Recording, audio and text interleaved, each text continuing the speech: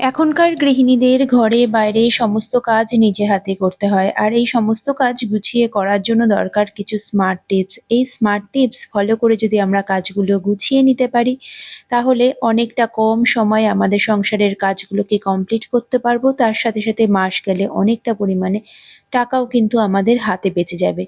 এইরকমই কিছু নিত্য নতুন জানা অজানা টিপস নিয়ে আজকে আবারও একটা নতুন ভিডিও শুরু করতে চলেছি। তাহলে চলুন বন্ধুরা, ভিডিওটাকে শুরু করা যাক।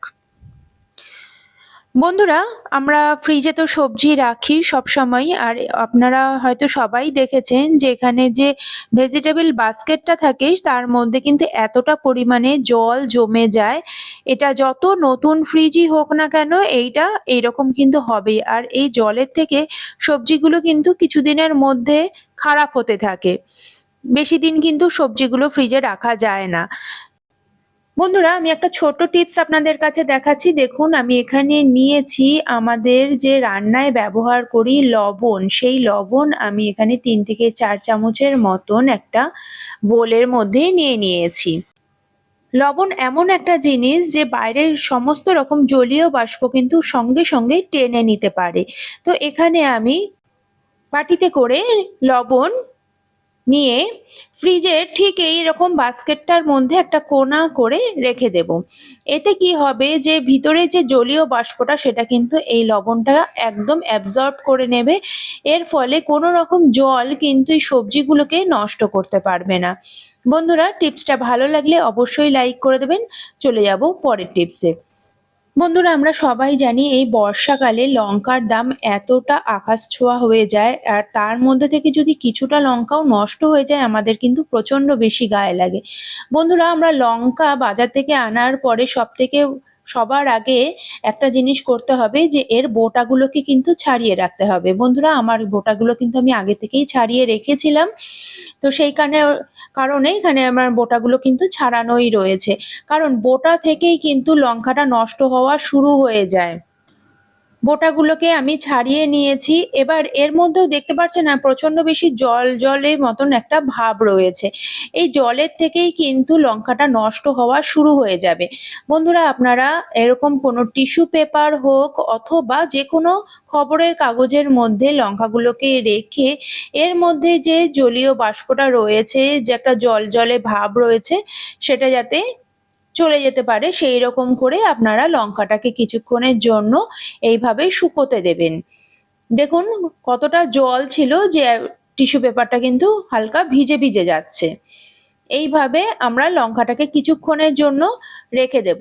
কিন্তু বন্ধুরা, লঙ্কা আপনারা যখন ফ্রিজে রাখবেন সবসময় মনে রাখবেন এর জন্য কিছু একটা স্পেশাল কন্টেনার কিন্তু অবশ্যই দরকার। তার আগে এইভাবে কিন্তু লঙ্কাটাকে খুব ভালো করে শুকিয়ে নিতে হবে। এবার দেখুন, আমার এখান থেকে একটা মার্কেট থেকে কেনা কন্টেনার আপনাদের কাছে আমি দেখিয়ে দিচ্ছি। এটা হলো স্টিলের। এটা চারিদিকে কিন্তু এইভাবে ফুটো করা রয়েছে। এতে কি হবে যে ভিতরে যে জলীয় বাষ্প জমে যায় সেটা কিন্তু আর হবে না। যদি আপনাদের বন্ধুরা মার্কেট থেকে না আনতে পারেন বা কোনো আনার কিন্তু সবসময় দরকারও হয় না, এইরকম প্লাস্টিকের কন্টেনারকেই এইভাবে গরম সূচ দিয়ে এইভাবে আপনারা ফুটো ফুটো করে নেবেন। ফুটো করে নিলে চারিদিকে আপনারা ফুটো করবেন, নিচে উপরে সমস্ত জায়গায় ফুটো করে যদি আপনারা নিতে পারেন তাহলে কিন্তু ওই রকমই একই রকম কাজ হবে এই কন্টেনারেও। বন্ধুরা, এখানে এই টিস্যু পেপারটা একদম ভিজে গেছে, তাই আমি এই টিস্যু পেপারটা রাখছি না। এখানে আমি আর একটা পরিষ্কার টিস্যু পেপার রেখে দিলাম। এর মধ্যে লঙ্কাটাকে রেখে দেব। এতে কিন্তু লঙ্কা অনেক দিন পর্যন্ত ভালো থাকবে, কোনো রকম নষ্ট হবার কিন্তু কোনো রকম ঝামেলা নেই। কারণ লঙ্কাগুলোকে এমনিতেই আমি শুকিয়ে রেখেছি, তার মধ্যে আরও টিস্যু পেপার আমি দিয়ে রেখে দিলাম। এর ফলে এর মধ্যে কোনো রকম ভাবে কিন্তু জল আর জমবে না। আর তাহলে কিন্তু লঙ্কাটাও কিন্তু একদম ভালো থাকবে। টিপসটা ভালো লাগলে লাইক করে দেবেন। চলে যাব পরের টিপসে। বন্ধুরা, আমাদের কিচেন মাঝে মধ্যে দেখা যায় যে প্রচন্ড বেশি কিন্তু নোংরা হয়ে যায়, তেল চিটচিটে হয়ে যায়। হয়তো রোজ আমরা সেইভাবে কিন্তু পরিষ্কার করা হয়তো সম্ভব হয় না, কিন্তু যদি আমরা রেগুলার পরিষ্কার করি অবশ্যই সেটা কিন্তু খুবই ভালো। আর যদি রেগুলার পরিষ্কার করার সময় না পাই তবে আমরা কি করব, কিভাবে আমরা এই কিচেনটাকে ডিপ ক্লিন করব খুবই সহজে সামান্য মাত্র একটা জিনিস দিয়ে।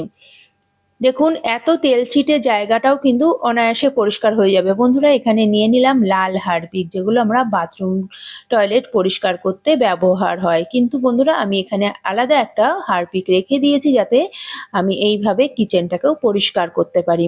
দেখুন আমি এখানটা স্কচ ব্রাইটের মধ্যে একটু সামান্য পরিমাণে আমি হারপিক নিয়ে নিলাম, নিয়ে খুব ভালো করে ডলে দিচ্ছি। আমি কিন্তু খুব হালকা হাতে ডলছি। এত পুরনো মোটা তেলচিটে দাগও কিন্তু অনায়াসে পরিষ্কার হয়ে যাচ্ছে। দেখুন কোনাটা কিন্তু বেশ একটা মোটা তেলচিটে দাগ হয়ে গিয়েছিল, সেটাও কিন্তু সামান্য একটুখানি ঘষাতেই কিন্তু পরিষ্কার হয়ে যাচ্ছে।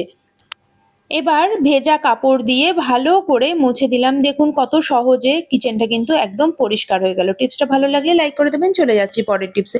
বন্ধুরা অনেক জামা কাপড় এরকম থাকে যেগুলো আমরা রেগুলার কিন্তু ব্যবহার করি না, কিন্তু রাখারও আলমারি হোক বা ওয়ার্ড্রপে আমরা রাখারও কিন্তু জায়গা পাই না। তখন আলনাতে যদি আমরা এই জামা কাপড়গুলো রেখে দেই কিন্তু খুবই তাড়াতাড়ি নোংরা হয়ে যায়, কারণ এগুলো যেহেতু আমাদের রেগুলার ব্যবহার হয় না, একইভাবে যদি আলনায় রেখে দিই খুব তাড়াতাড়ি নোংরা হয়ে যায়। বন্ধুরা আমরা একটা ছোট টিপস অ্যাপ্লাই করতে পারি এর জন্য। এখানে আমি নিয়ে নিলাম একটা বালিশের কভার। বালিশের কভার আমাদের অনেক এক্সট্রা কভার তো থাকেই, তো সেই রকম একটা বালিশের কভার আমি নিয়ে নিলাম, তার মধ্যে এই জামা কাপড়গুলোকে রেখে দিচ্ছি। বন্ধুরা আপনারা শীতকালের যে সোয়েটার চাদর সেগুলোও কিন্তু এইভাবে রেখে দিতে পারেন, কারণ শীতকালের ড্রেসগুলো আমাদের তো সেই আবার পরের বছর শীতকালেই লাগবে। তো এইভাবে যদি আমরা বালিশের কভারের মধ্যে করে রেখে দিই তবে কিন্তু জিনিসটা কিন্তু একদম পরিষ্কার থাকবে, ভালো থাকবে। এখানে আমি বালিশের কভার চাদর সমস্ত কিছু কিন্তু এইভাবে এর মধ্যে রেখে দিচ্ছি। দেখুন এর জন্য কিন্তু কোনো রকম জামা কাপড়গুলো নোংরা হবে না, কিচ্ছু হবে না। আর আপনারা চাইলে এটা দেখুন একদম কিন্তু বালিশের মতন হয়ে যাবে, কেউ বাইরে থেকে দেখলে বুঝবেই না যে এর মধ্যে কি রয়েছে। দেখুন একদম সুন্দর একটা বালিশ হয়ে গেল। এইভাবে যদি আপনাদের বাড়িতে কোনো গেস্ট আসে, অনেক সময় দেখা যায় যে অনেক গেস্ট আসাতে আমাদের অতগুলো বালিশ নেই, তখন এই ধরনের কিছু বানিয়ে যদি আমরা নিজেরা ব্যবহার করতে পারি তবে কিন্তু অনেকটাই আমাদের সুবিধে হয়। দেখুন আমি এখানে সব কটা বালিশের মধ্যে এইটাকেও রেখে দিলাম। দেখতে কিন্তু একদমই মনে হচ্ছে না যে এর মধ্যে কোনো রকম জামা কাপড় রয়েছে। টিপসটা ভালো লাগলে লাইক করে দেবেন। চলে যাব পরের টিপসে। বন্ধুরা আমরা ওয়াশিং মেশিনে জামা কাপড় তো কাচি, অনেক সময় ওয়াশিং মেশিনে এইভাবে সব জড়ো করে আমরা গুটিয়ে ওয়াশিং মেশিনের মধ্যে ঢুকিয়ে দিই। কিন্তু বন্ধুরা এইরকম ভাবে যদি আমরা সব একসঙ্গে এইভাবে গুটিয়ে যদি ওয়াশিং মেশিনে ঢোকাই তবে কি হবে যে ভিতরের দিকে যে জামা কাপড়গুলো থাকে সেইগুলো কিন্তু ঠিক মতন পরিষ্কার হবে না, সেগুলো কিন্তু নোংরাই থেকে যাবে। তাছাড়া সাদা জামা কাপড় যদি আমি অন্য কালারের জামা কাপড়ের সঙ্গে কাচতে দেই তখন অনেক সময় অন্যান্য ড্রেসের থেকে কালার কিন্তু উঠতে থাকে, যেগুলো আমরা বুঝতেও পারি না যে এইভাবে ওইগুলোর কালার উঠবে। তখন কি হয়, সাদা জামা কাপড়ের মধ্যে অন্য ড্রেসের কালার যদি লেগে যায় সাদা জামা কাপড়টা একদমই নষ্ট হয়ে যায়। তো আপনারা বন্ধুরা চেষ্টা করবেন সাদা জামা কাপড় সবসময় আলাদা ধোয়ার। আর এবার দেখুন এই যে এই ধরনের যে শার্টগুলো যে যার মধ্যে বোতাম থাকে সেই জামা কাপড়গুলোও কিন্তু একটু ঠিক করে রাখতে হবে, কারণ অনেক সময় যে ওয়াশিং মেশিনে অনেক রকম নব থাকে বা কোনো কিছু থাকে তার মধ্যে যদি এই বোতামগুলো আটকে যায় তবে ওয়াশিং মেশিনও খারাপ হয়ে যেতে পারে, তার সাথে সাথে এই বোতামটাও কিন্তু শার্টের থেকে আলাদা হয়ে যেতে পারে। হয় আপনারা এই বোতামগুলো শার্টের একটু ভিতরের দিকে করে ভালো করে গুটিয়ে আপনারা ওয়াশিং মেশিনে দিন, অথবা এই বোতামগুলোকে একটু ভালো করে লাগিয়ে তবে ওয়াশিং মেশিনে দিন। তাহলে কিন্তু জামা কাপড়টা পরিষ্কারও হবে, তার সাথে সাথে জিনিসগুলোও নষ্ট হবে না।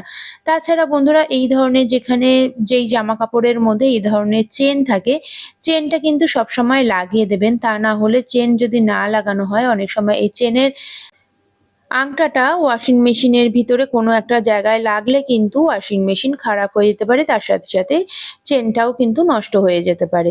তো বন্ধুরা, এইরকমই কিছু ছোট ছোট টিপস আপনারা ফলো করে যদি ঘরের কাজগুলো করে নিতে পারেন তাহলে কিন্তু অনেকটাই আপনাদের সুবিধা হবে।